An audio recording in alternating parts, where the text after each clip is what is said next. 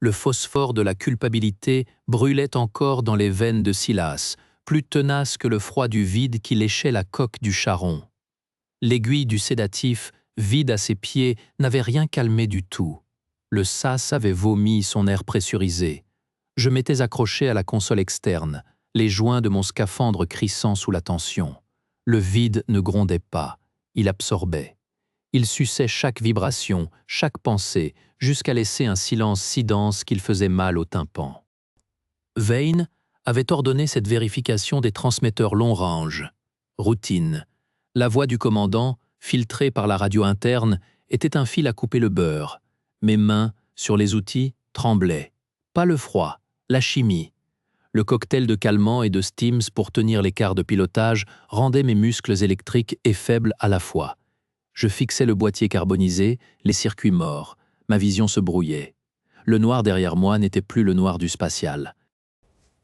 Il devenait le noir des cavernes de Ganymède, la nuit où Ellie avait cessé de répondre aux appels. Le souvenir est une onde de choc sans bruit. Il arrive, et tout ce qui était stable se fissure. L'impact. La paralysie qui avait peut-être duré une seconde, peut-être une éternité. Les yeux d'Ellie, larges, puis vidés. Et puis moi, courant, tirant, survivant. Un gémissement métallique traversa le squelette du charron. L'alarme de gravité faible clignota sur mon visor. Je serrai le boîtier, mes doigts agrippant le métal comme une encre.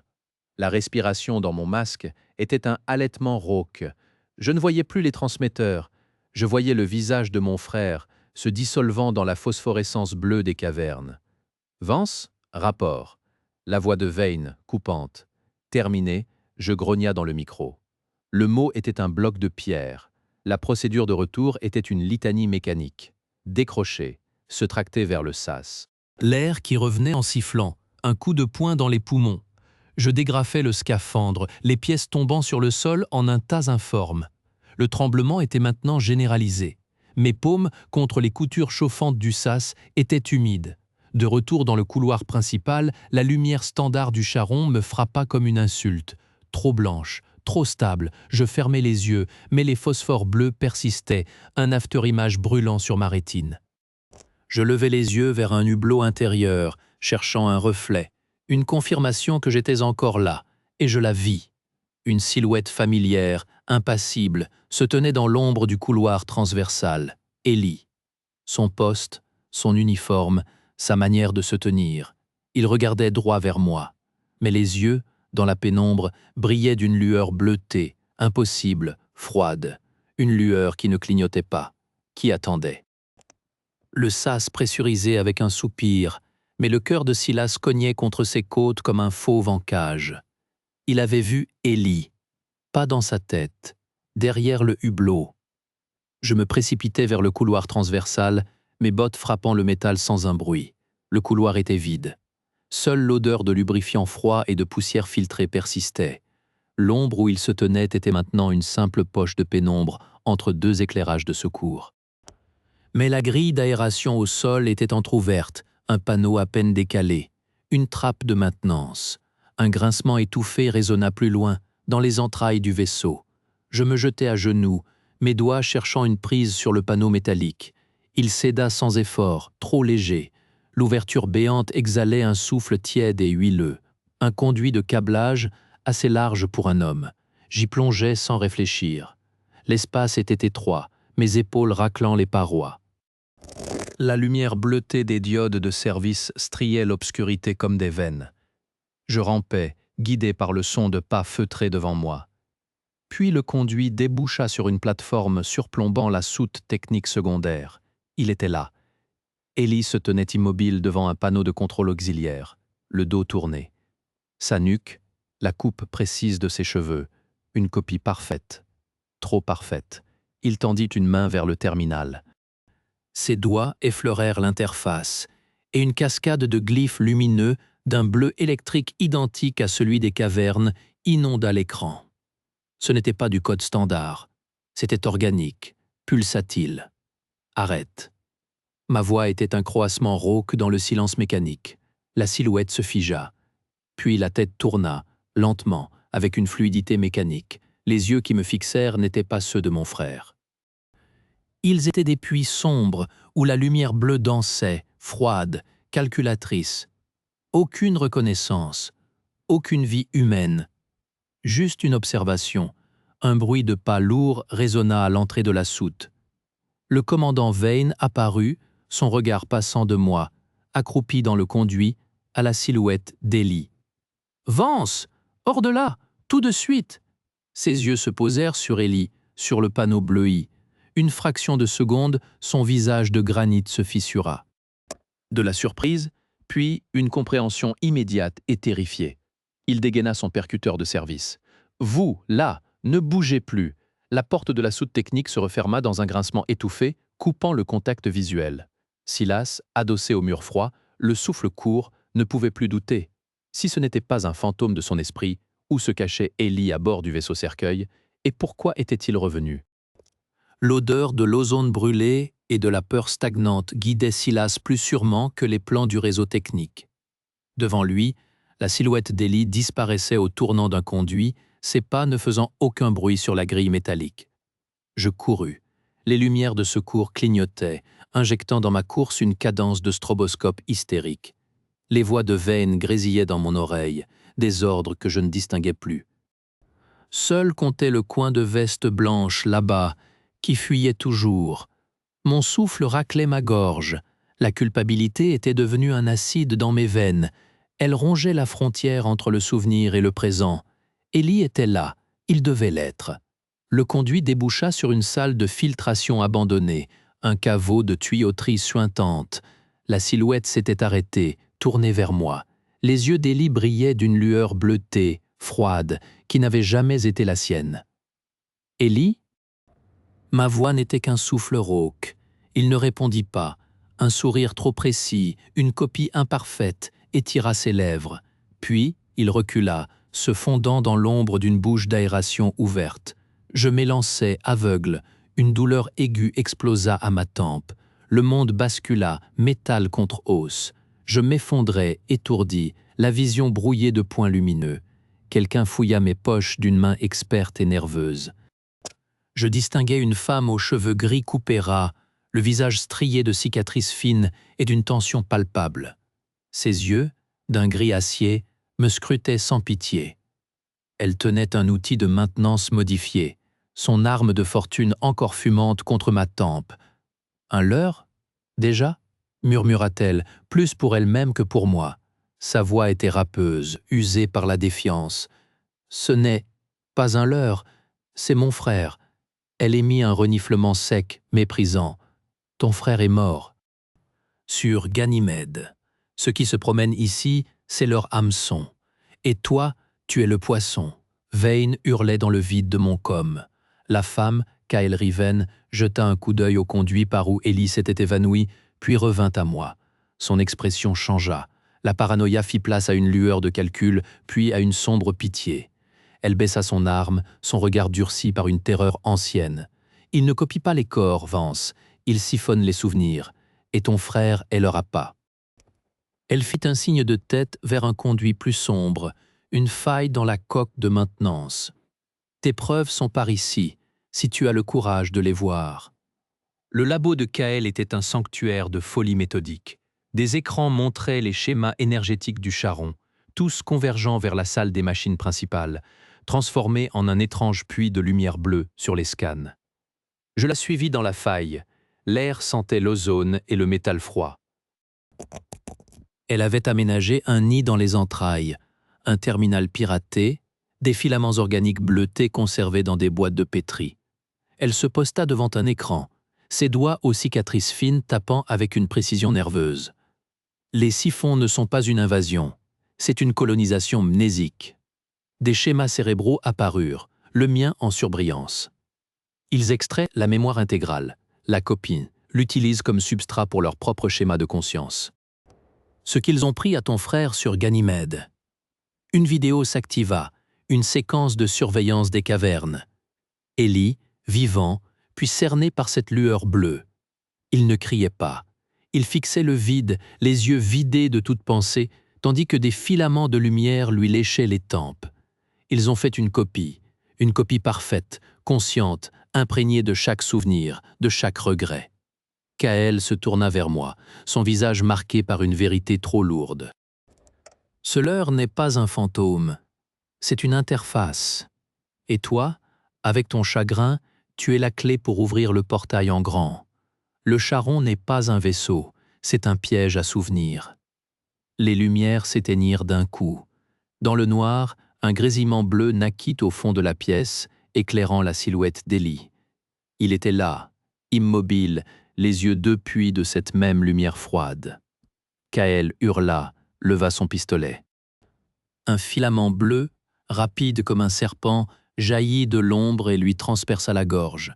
Le son devint un gargouillis. Elle s'effondra, les doigts agrippant le vide. Je ne bougeais pas, paralysé, comme dans les cavernes. Les filaments vinrent à moi, doux, inévitables. Ils encerclèrent mes poignets, mes chevilles. Une froideur qui brûlait. Ils me firent ployer, m'agenouillant parmi les débris de la vérité. À genoux, les mains liées derrière le dos par le filament froid et vivant, je levai les yeux. Élie se tenait devant moi, un sourire triste aux lèvres, ses yeux brillants d'une lumière qui n'avait jamais été la sienne. « Ils veulent tout, Silas », murmura la chose avec la voix de mon frère. « Tous nos souvenirs, tout notre amour, tout notre regret, c'est le tribut. L'heure, fantôme ou écho, l'ennemi était fait de tout ce que j'avais aimé et perdu. » La lumière bleue n'était plus une lueur, mais un soleil captif, battant au centre de la salle des machines comme un cœur monstrueux fait de souvenirs volés. Le filament à mon cou se resserra, une brûlure glaciale. Élie me regardait, son sourire triste, un masque parfait. « Ils veulent tout, Silas !» La voix était la sienne, l'intonation, la cassure sur le tout. C'était ça, le piège. Pas la force, mais la fidélité. Mon chagrin les nourrissait. Mon remords était le câble d'alimentation. Derrière lui, Kael Riven se relevait, une main pressée sur sa gorge. Du sang coulait entre ses doigts, mais ses yeux brûlaient d'une urgence folle. Elle secoua la tête, un mouvement bref et saccadé. « Ne l'écoute pas.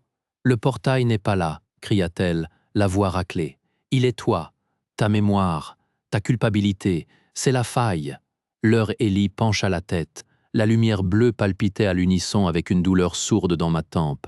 Je vis alors les parois de la salle. Elles n'étaient plus du métal, mais une membrane translucide, striée de veines lumineuses.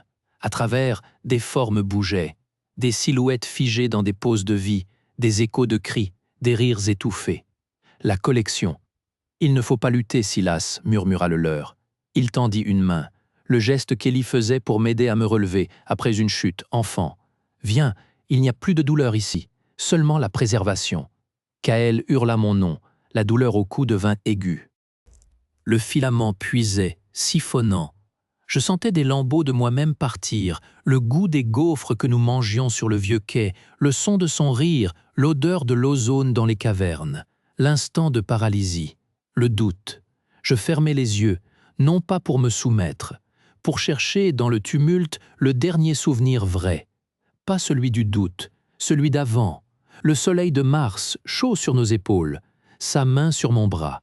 « Dépêche-toi, frérot, on va être en retard. » Pas un écho, un fait. Enterré sous le deuil, mais solide. J'ouvris les yeux. Je regardais la chose qui portait son visage. « Tu n'es pas lui. » Je dis les mots à voix basse, une constatation, pas un défi. Le filament à mon cou vibra, hésita. Silas sentit le dernier lien de son remords se tendre comme un câble prêt à se rompre, et il fit un pas en avant, droit vers l'illusion de son frère. Face au fantôme aux yeux bleutés, Silas ne leva pas les poings, mais ouvrit les mains, paumes nues, offrant son chagrin non plus comme un tribut, mais comme un adieu. Je fis un pas. Le filament à mon cou se tendit, brûlant, puis devint lâche. Il tomba en cendres bleutées avant de toucher le sol. « Tu n'es pas lui », répétai-je, et cette fois, ce fut une vérité ancrée dans mes os. La chose qui portait le visage d'Élie ne broncha pas. Ses yeux bleus clignèrent, une lumière stroboscopique rapide, comme un système en erreur. Le murmure dans la salle des machines s'affaiblit. Les flux d'énergie bleue qui serpentaient dans les conduits palpitèrent, faiblirent. « La connexion requiert l'adhésion », dit la voix d'Élie, mais le ton était plat, mécanique. Une phrase enregistrée. L'adhésion est rompue. Derrière moi, j'entendis Kael retenir son souffle. Je ne me retournai pas. Je gardais les yeux sur le leur. « Où est-il » demandai-je. La question n'était pas pour la copie. C'était pour l'écho que je sentais encore, pris dans les fils de cette machine. Où est le vrai Élie? Le leur pencha la tête. Un mouvement trop parfait, copié sur une habitude de mon frère. La source mnésique a été intégrée. Elle est le motif. Elle est le modèle. Elle est. Sa voix se brisa en un grésillement statique. Ses traits se figèrent, puis se mirent à fluctuer, comme un hologramme mal stabilisé. Pendant une seconde, je vis autre chose. Non pas l'impassibilité du leur, mais une expression de douleur pure, étouffée, lointaine. Les yeux bleus perdirent leur éclat froid pour un instant, devenant simplement des yeux pleins d'une terreur ancienne. Puis, ce fut fini. Dissipé, termina le leur, sa voix redevenue lisse. C'était la réponse. Il n'y avait plus de conscience à récupérer. Les siphons n'avaient pas volé son âme. Il l'avait photocopiée jusqu'à l'effacement de l'original. Il ne restait que le motif, le souvenir sans le porteur. Le poids qui m'écrasait la poitrine depuis des années se déplaça. Il ne disparut pas, il changea de nature. Ce n'était plus la culpabilité d'un homme qui aurait pu agir. C'était le chagrin, simple et terrible, de l'homme qui avait perdu son frère. Je fermai les yeux une dernière fois. Je vis le soleil de Mars. Je sentis sa main sur mon bras. « Au revoir, Élie », murmurai-je. Quand je rouvris les yeux, le leur se désagrégeait. Il ne fondait pas, ne s'effaçait pas. Il se fragmentait en particules de lumière bleue, chacune s'éteignant comme une étincelle mourante. Le visage fut le dernier à partir, et dans son dernier reflet, il n'y avait plus de simulation. Juste un calme étrange, comme une libération. Le portail au centre de la salle, ce vortex de souvenirs drainés, se contracta sur lui-même dans un gémissement infrason qui fit trembler la plaque métallique sous mes pieds. Puis il implosa. Une onde de chaleur silencieuse nous poussa en arrière, Kael et moi, et tout ce qui restait de la lumière bleue s'éteignit, plongeant la salle dans le rouge foncé des lampes de secours. Le silence qui suivit fut absolu. Plus de murmures, plus de pression dans mon crâne. Juste le ronronnement sourd des systèmes du charron revenant à leurs paramètres normaux, orphelins de leurs parasites. Kael toussa, se relevant, elle s'approcha, sa lampe torpe balayant la salle vide. « C'est fini, dit-elle d'une voix rauque. Ce n'était pas une question. Ils ont perdu l'encre. Le vaisseau va se purger de leurs résidus dans les prochaines heures. » Je hochai la tête, incapable de parler. La blessure à mon côté lançait, mais la douleur était nette, propre, réelle. « Et maintenant ?» demandai-je enfin. Elle me regarda, et pour la première fois, je vis autre chose que de la paranoïa ou de la pitié dans ses yeux fatigués. Une lueur de but. Maintenant, j'ai des preuves. Le charron lui-même est la preuve. Les données du siphonnage sont encore dans les logs, corrompues mais lisibles. Le consortium ne pourra pas ignorer ça. Elle posa une main sur mon épaule, un contact bref et ferme. « Repose-toi, Vance, le gardiennage est terminé. » Elle partit, ses pas résonnant dans les couloirs, pour aller affronter un autre genre de monstre. Je restai un moment dans la pénombre rouge. Puis, je montai jusqu'au poste de pilotage. Le commandant Vane, pâle, entouré de ses officiers, surveillait les écrans. Il me vit, me toisa, mais ne dit rien. Il avait vu les données aussi. Il hocha simplement la tête, une trêve tacite. Je passai devant eux jusqu'au sas d'observation. Quelques jours plus tard, le charron était en orbite stabilisée autour de Ganymède, subissant une quarantaine stricte. J'étais debout devant le hublot, les mains dans le dos. Sur le sas du charron, désormais silencieux, Silas regarda les cavernes phosphorescentes de Ganymède sans y chercher de fantômes, et pour la première fois depuis des années, il respira l'air froid du présent, simplement. La lune glacée tournait lentement, ses cicatrices lumineuses visibles sous la croûte. Je ne cherchais plus Élie dans ses lignes bleues. Je ne vis plus que de la géologie, de la glace, de la roche et de la lumière chimique. C'était beau, c'était mort, c'était là. La paix qui était en moi n'était pas chaude. Elle ne remplissait pas le vide. Elle était comme l'espace autour du vaisseau, un froid stable, un silence accepté. J'étais le gardien d'un souvenir, non plus d'un fantôme. Et cela, c'était un devoir que je pouvais porter. Je tournai le dos aux cavernes et regagnai ma cabine. Le doute avait brûlé. Il ne restait que la mémoire et la route devant moi. Épilogue. L'épreuve 3 semaines plus tard, le Charon était amarré à la station relais Thémis. La quarantaine avait été levée après que les techniciens du consortium eurent confirmé l'éradication complète des résidus siphons. Les systèmes du vaisseau étaient propres, mais les logs, eux, racontaient une histoire que personne ne pouvait plus ignorer. Kael Riven avait tenu parole. Dans la salle d'audience du consortium, elle présenta les données qu'elle avait extraites des entrailles du vaisseau. Non pas des images floues ou des témoignages, mais des cartographies énergétiques précises, des enregistrements du processus de siphonnage, et surtout la signature mnésique d'Eli Vance, identifiée comme le motif utilisé pour créer le leurre. La preuve que les siphons n'étaient pas une légende de spacier, mais une menace méthodique et récurrente. Le commandant Vane, contraint par l'évidence, témoigna de ce qu'il avait vu. Son rapport, sec et militaire, donna du poids aux affirmations de Kael. Le consortium, après des jours de débats houleux, vota la création d'une task force de recherche et de contre-mesures. Pour la première fois, la colonisation amnésique était officiellement reconnue comme un phénomène à étudier et à contrer. Kael fut nommée conseillère technique de cette nouvelle unité. Ses cicatrices, physiques et autres, étaient désormais des preuves d'expérience plutôt que des marques de paranoïa. Elle me retrouva dans le jardin hydroponique de Thémis, quelques heures avant mon départ. « Ils vont localiser d'autres nids », dit-elle, les yeux sur les plantes sous les lampes UV. Les siphons opèrent par cycle. Le Charon n'était qu'un piège parmi d'autres, mais maintenant, nous savons comment les repérer et comment les désamorcer. En coupant l'adhésion, dis-je. Elle hocha la tête. Exactement. Leur force vient de notre attachement, leur faiblesse aussi. Ta méthode, elle a fonctionné. Elle sera étudiée. Je ne répondis pas tout de suite. Je regardais les feuilles vertes, une vie si simple et si éloignée des lueurs bleues de Ganymède. Et Ellie, la véritable conscience? Tu as dit qu'elle était prisonnière. Kael se tourna vers moi, son expression grave. Les données que j'ai récupérées après l'effondrement du leurre, elles montrent un schéma résiduel, une empreinte qui n'est pas juste une copie. Trop complexe, trop chaotique pour être un simple motif. Elle est là, Silas, pas dissipée, comme le leur l'a dit, enquistée, prisonnière dans leurs archives mnésiques centrales, où qu'elles soient.